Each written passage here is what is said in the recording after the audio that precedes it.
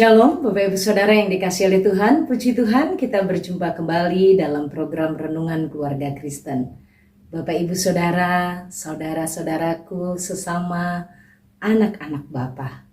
Sungguh indah kita diberi kekuatan baru menikmati hari yang baru. Kasih Bapa dahsyat dan luar biasa.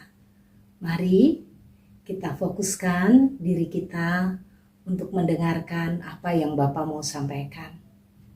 Bapak Ibu Saudara, sebelum kita melangkah sepanjang hari ini, mari kita dengarkan tuntunan Bapa. Bapa yang menjadi rekan seperjalanan kita. Bapa yang menjadi penolong dan pendamping yang setia. Mari kita siapkan hati kita untuk mendengarkan sabdanya. Bapa kami yang ada di sorga, terima kasih Tuhan untuk segala kebaikan-Mu. Terima kasih Tuhan untuk segala pertolongan-Mu. Kami mengucap syukur. Cinta Bapa bagi setiap kami anak-anak-Mu luar biasa. Cinta-Mu bagi setiap kami sungguh dahsyat. Engkau menjaga melindungi kami dalam segala hal yang kami lakukan. Bahkan saat kami terbaring beristirahat, Engkau Tuhan mengawasi kami, mengamat-amati kami. Engkau Allah menjaga kami. Terpujilah nama-Mu seperti seorang anak yang tenang di dalam pangkuan ibu. Demikianlah kami juga nyaman dan tenang berada dalam dekapan kasih-Mu. Terima kasih. Bapa, ajarkan kepada kami apa yang Engkau mau ajarkan hari ini. Sampaikanlah isi hati-Mu melalui firman-Mu ini. Urapi hamba-Mu, berkati Bapak, Ibu, dan saudara-saudara. Demi nama Tuhan Yesus Kristus. Amin. Bapak, Ibu, Saudara yang dikasihi oleh Tuhan, perikop renungan kita hari ini terambil dari kitab Hosea. Hosea pasal 1 ayat yang pertama sampai dengan ayat yang ke-9. Saya akan membacakan untuk setiap kita. Bapak, Ibu, boleh mendengarkan dan juga mungkin mengikuti dalam pembacaan Alkitab masing-masing. Mari kita memperhatikannya. Firman Tuhan yang datang kepada Hosea bin Beeri pada zaman Uzia, Yotam, Ahaz, dan Hizkia, raja-raja Yehuda, dan pada zaman Yerobeam bin Yoas, raja Israel. Ketika Tuhan mulai berbicara dengan perantaraan Hosea, berfirmanlah Ia kepada Hosea, "Pergilah, kawinilah seorang perempuan sundal dan peranakanlah anak-anak sundal, karena negeri ini bersundal hebat dengan membelakangi Tuhan." Maka pergilah ia dan mengawini Gomer binti Diblaim, lalu mengandunglah perempuan itu dan melahirkan baginya seorang anak laki-laki. Kemudian berfirmanlah Tuhan kepada Hosea, "Berilah nama Yisrael kepada anak itu, sebab sedikit waktu lagi maka aku menghukum keluarga Yehu karena hutang darah Yisrael, dan aku akan mengakhiri pemerintahan kaum Israel. Maka pada waktu itu aku mematahkan busur panah Israel di lembah Yisrael." Lalu perempuan itu mengandung lagi dan melahirkan seorang anak perempuan. Berfirmanlah Tuhan kepada Hosea, "Berilah nama Lo-ruhama kepada anak itu, sebab aku tidak akan menyayangi lagi kaum Israel dan sama sekali tidak akan mengampuni mereka.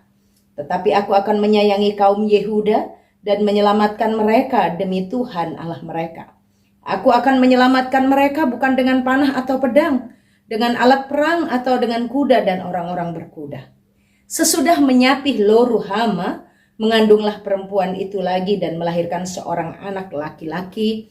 Lalu berfirmanlah ia, "Berilah nama Lo-ami kepada anak itu, sebab kamu ini bukanlah umatku dan aku ini bukanlah Allahmu."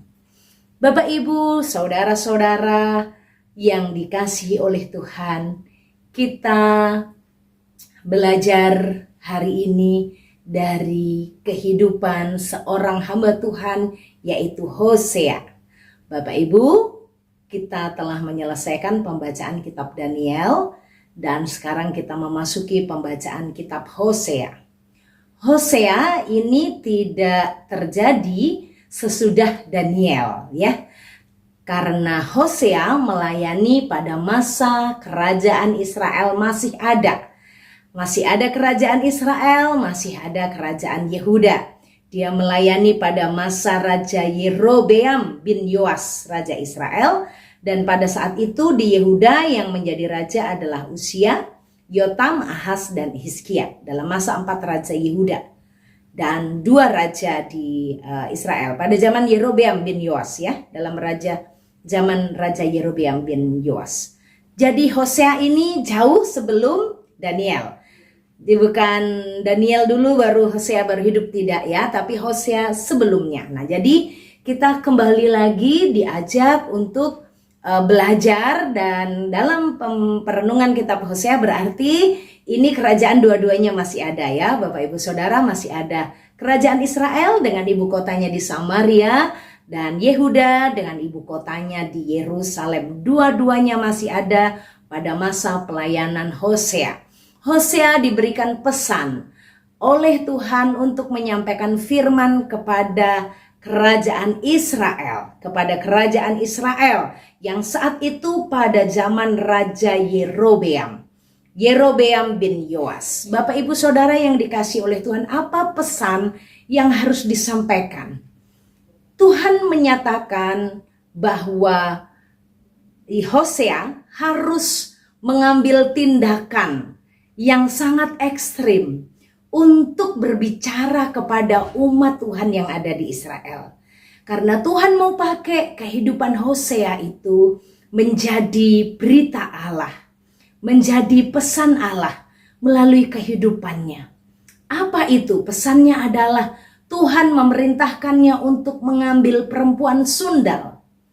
Siapa yang mau mengambil perempuan sundal? Dia adalah Hosea, seorang pelayan Tuhan, hidup takut akan Tuhan, hidup dalam Taurat, hidup dalam kekudusan, hidup dalam relasi yang baik dengan Tuhan, menjaga kekudusan hidupnya. Tapi Tuhan memberikan perintah, kawinilah seorang perempuan sundal dan peranakanlah anak-anak sundal.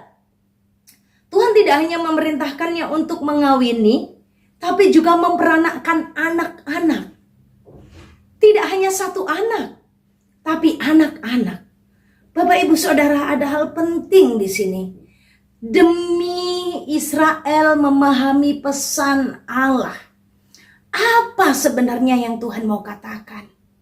Tuhan mau kasih tahu tentang betapa besar kasihnya Tuhan. Dan betapa umat Israel itu memandang ringan. Sehingga mereka meninggalkan Tuhan. Mereka meninggalkan Tuhan yang mengasihi mereka dengan kasih yang sejati. Bapak Ibu Saudara, proses pengambilan perempuan sundal menjadi istri, ini menjadi gambaran bagaimana Allah mengasihi Israel. Siapa Israel? Bagaimana hidup Israel? Tidak ada dasar, tidak ada kelebihan, tidak ada sesuatu yang menjadi keunggulannya yang membuatnya menarik Tuhan. Seperti seorang perempuan sundal yang sungguh-sungguh tidak membuat hati Hosea tertarik untuk menikahinya. Demikianlah sebenarnya. Tapi kasih Allah itu membawa Israel menjadi milik umat yang dikasihinya. Digambarkan sebagai seorang mempelai perempuan yang dikasihi oleh Allah. Seperti seorang Gomer yang adalah perempuan sundal, dikasihi, diambil, dikawini oleh Hosea. Bapak Ibu Saudara, ada satu hal yang luar biasa yang Tuhan mau katakan. Menurut manusia atau dalam pandangan manusia, kita bukan apa-apa dan bukan siapa-siapa. Kalau sampai saya dan Bapak Ibu Saudara menjadi anak kesayangan Bapa, seperti yang Bapa katakan, anakku yang kukasihi. Kita bukan apa-apa. Kita bukan siapa-siapa, tapi Tuhan mau kasih tahu, aku mengasihimu. Aku mengasihimu.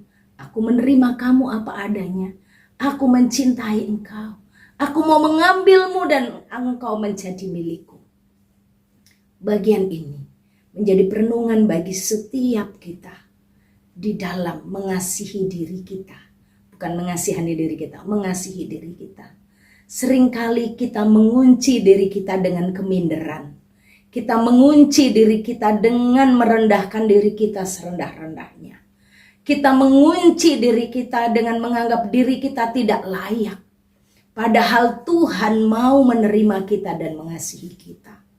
Bapak, Ibu, Saudara, Tuhan Yesus mengajarkan saat kita berdoa, kita memanggilnya Bapa.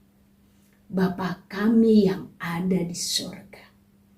Bapa itu mengorbankan Yesus Kristus untuk mengambil kita manusia berdosa menjadi anak kepunyaannya. Janganlah kita hidup sebagai orang yang tidak berarti. Janganlah kita memandang diri kita dengan rendah. Janganlah kita juga memandang orang lain lebih rendah. Janganlah kita juga membeda-bedakan anak-anak kita, anak-anak didik kita, saudara-saudara kita. Setiap kita adalah pribadi yang berarti dan berharga. Bapak Ibu yang menjadi orang tua, hal mudah memang mengasihi anak yang taat, anak yang nurut, anak yang baik, anak yang rajin. Tetapi sangat tidak mudah untuk menerima anak yang hidup sesuka hatinya. Seringkali kita juga bukan mengasihi mereka yang hidup sesuka hatinya, tapi malah menambahkan luka dari hari ke hari dengan penolakan kita, dengan ucapan kita. Padahal Allah sendiri telah menerima kita apa adanya. Kasih Allah yang digambarkan melalui kehidupan Hosea dan Gomer menjadi contoh untuk saya dan Bapak Ibu Saudara. Mari kita kasihi orang-orang yang Tuhan letakkan di sekitar kita. Menjengkelkan, menyakitkan, tapi Tuhan mau ajar kita untuk meneladani kasih-Nya.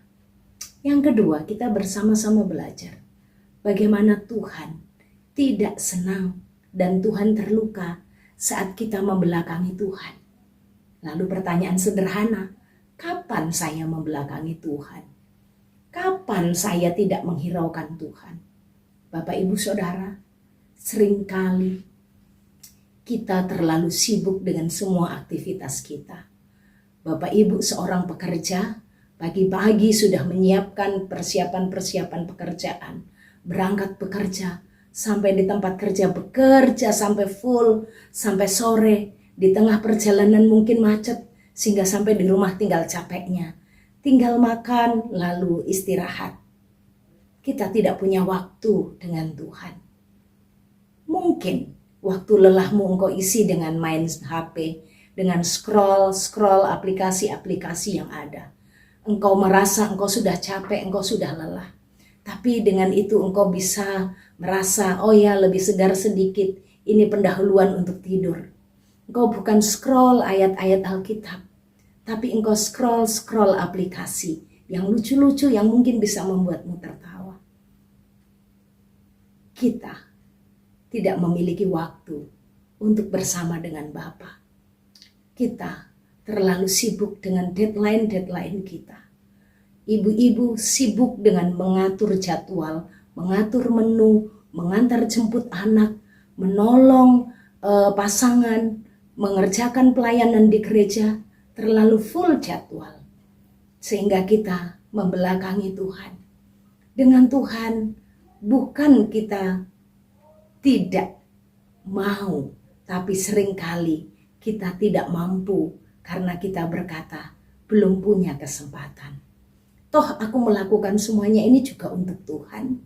Benarkah untuk Tuhan? Benarkah engkau habiskan waktumu melayani keluargamu itu untuk Tuhan? Kalau untuk Tuhan, kenapa engkau tidak punya waktu untuk duduk diam, merengkuh kakimu, merengkuh hidupmu, dan membuka hatimu, dan berkata kepada Bapamu, aku lelah, aku butuh Bapa. Kita terlalu sibuk dan merasa diri kuat, tak punya waktu dan tak punya kemauan untuk menikmatinya. Bapak, Ibu, Saudara, inilah persinahan saat kita membelakangi Tuhan. Mari kita kembali dalam pelukan Bapa. Mari kita nikmati kasih Tuhan bagi kita. Bapa kami yang di sorga, terima kasih Tuhan. Hari ini firman-Mu mengingatkan kami, betapa kami Engkau kasihi, betapa kami Engkau terima kami Tuhan, betapa Engkau mencintai kami. Ampunilah kami jika kami membelakangi Tuhan. Ampunilah kami jika kami memandang pekerjaan kami, pelayanan kami, rumah tangga kami dan keluarga kami, itu hal yang harus kami kerjakan. Ampuni kami Tuhan, dan Tuhan terus tolonglah kami. Mampukanlah kami kembali dalam pelukan Tuhan, menikmati dan memiliki waktu-waktu bersama dengan Tuhan. Terpujilah nama-Mu Bapa, demi nama Tuhan Yesus. Kami mau melangkah hari ini seperjalanan dengan Tuhan. Kami mau mengisi hari kami dalam pimpinan suara Tuhan. Dan kami mau melangkah di dalam berkat Tuhan.